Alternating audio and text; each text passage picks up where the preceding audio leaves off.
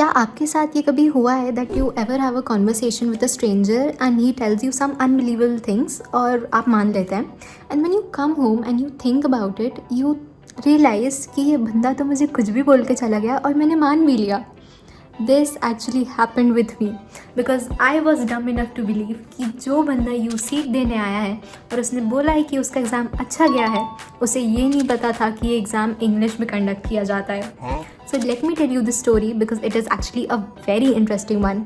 And अगर आपके साथ भी कभी ऐसा हुआ है so please do comment it down below because it will decrease my embarrassment.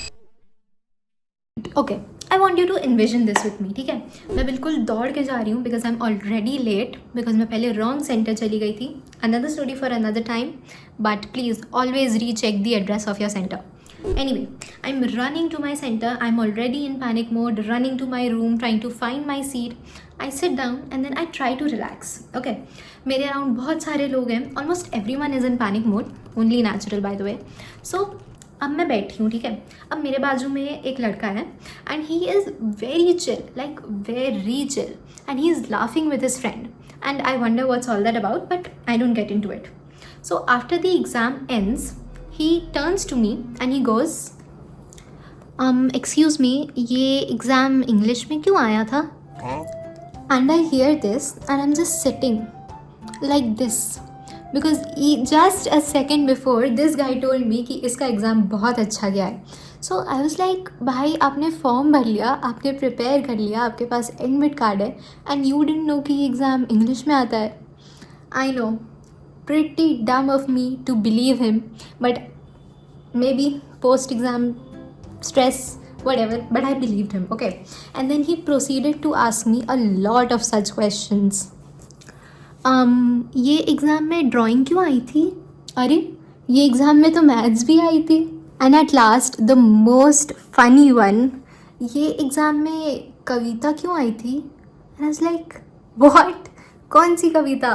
I was so confuse कि क्या मैंने दूसरा एग्ज़ाम दे दिया है, क्या मैं इतनी टेंशन में थी कि मुझे कोई क्वेश्चन दिखा ही नहीं है.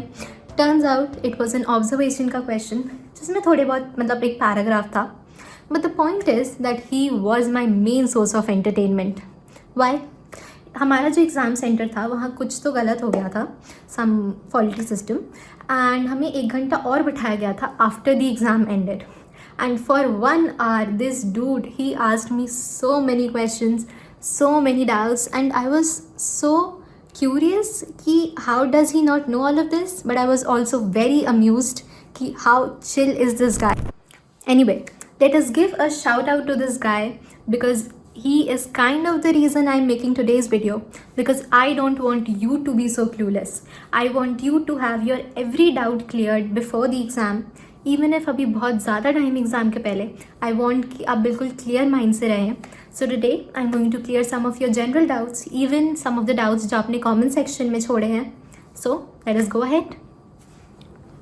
Before we go any further, I know आपके बहुत सारे डाउट्स होंगे and I can not answer every one of those in every video.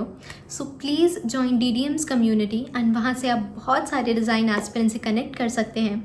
You can give feedback, you can ask for feedback, you can clear doubts and it is very helpful.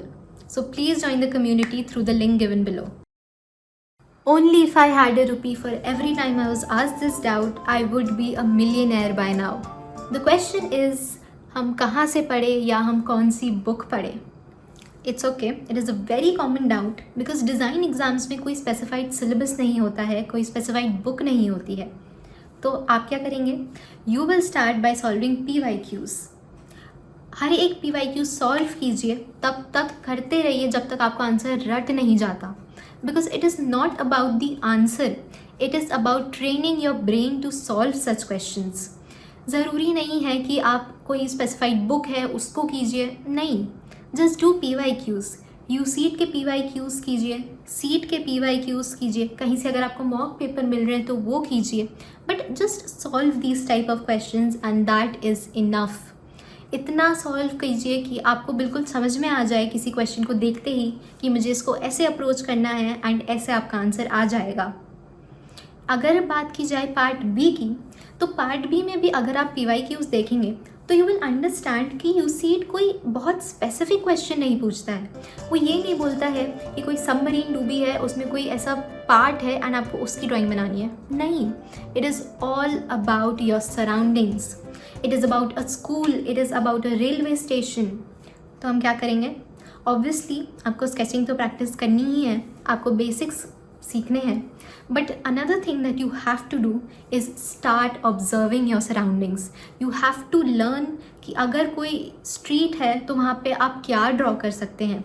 आपको आपकी memory में होना चाहिए कि यहाँ पे कुछ लोग होंगे, मे बी स्ट्रे डॉग्स होंगे, वेंडर्स होंगे। ऐसे एवरीडे जो आपके सिनेरियोज़ हैं ना, यही आपको हेल्प करेंगे इस एग्ज़ाम में। One more comment that I saw was कि क्या 9 मंथ्स में प्रिपरेशन हो सकती है। So the answer is yes, बिल्कुल हो सकती है।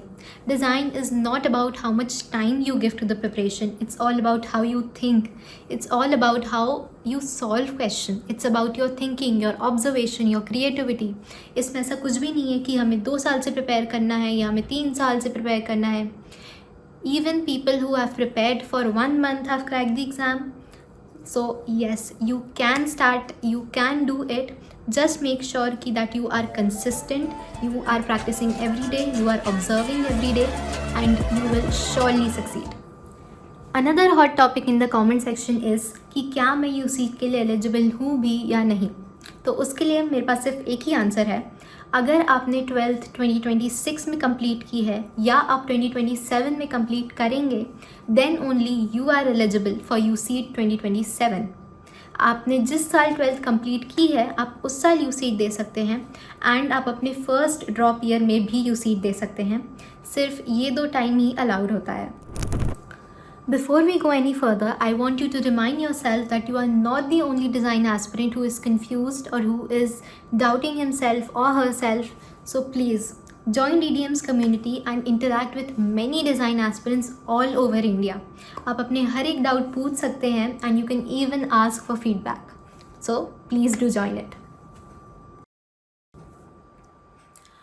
One more question commonly asked is कि अभी हमारी 11th है, so should we start preparing or not. My answer to you is कि ये बहुत ज़्यादा सब्जेक्टिव क्वेश्चन है and it totally depends on your creativity, your interest. But just as a precaution I would suggest कि आप 11th में prepare करिए, but ज़्यादा मत करिए। मतलब या तो दिन में 1 घंटा करिए बस, या तो आप सिर्फ वीकेंड्स पे करिए।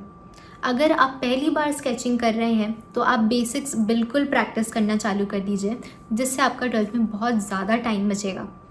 इवन अगर आप चाहें तो आप पार्ट ए के क्वेश्चन वीकेंड्स पे सॉल्व करिए and don't see them as questions for an exam or preparation for an exam.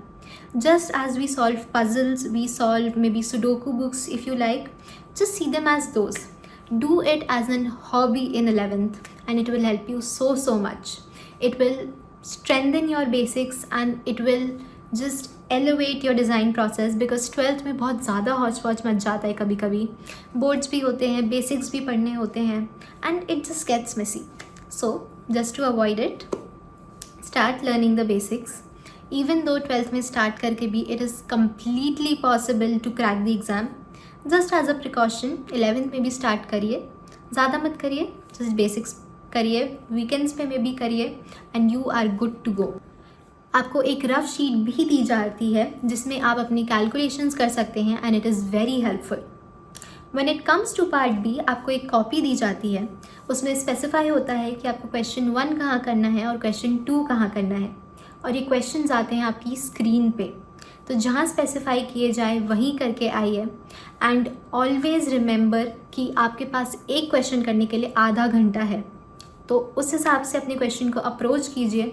ज़रूरी नहीं है कि आप हर एक बहुत ज़्यादा डिटेल में बना के आएँ, नहीं, just see the question and see what it asks for and do that. Okay. Another doubt that I want to clear is कि आप कौन सी स्ट्रीम से UCET में अप्लाई कर सकते हैं, एंड द आंसर इज़ ऐसा कुछ भी नहीं है। आप कोई भी स्ट्रीम से यूसीट का एग्ज़ाम दे सकते हैं। बस ऐसा है कि 2 आईआईटी हैं जो सिर्फ पीसीएम के स्टूडेंट्स को ही एक्सेप्ट करते हैं। And to know more about that, watch my video where I tell you everything about UC 2027। But yes, कोई भी स्पेसिफिक स्ट्रीम नहीं है जिसके थ्रू ही आप यूसीट में आ सकते हैं। Now let us talk about the importance of sketching. UCEED में तो 300 में से 100 मार्क्स की आपकी स्केचिंग होती है। अब आई विल टेल यू कि यूसीट में आर्टिस्ट बनने की ज़रूरत बिल्कुल भी नहीं है, but along with that I will tell you another fact. हो सकता है आपके आइडियाज़ बिल्कुल क्रिस्प हों, बिल्कुल क्लियर हों, बहुत प्रिसाइज हों, but if you don't express them in a good way on paper, then evaluator को बिल्कुल भी पता नहीं चलेगा कि आप इतने अच्छे हैं डिज़ाइन में। तो प्लीज़ बेसिक सीखिए कि आप किसी चीज़ को अच्छे वे में कैसे रिप्रेजेंट कर सकते हैं। अपनी ऑब्जर्वेशन बढ़ाइए।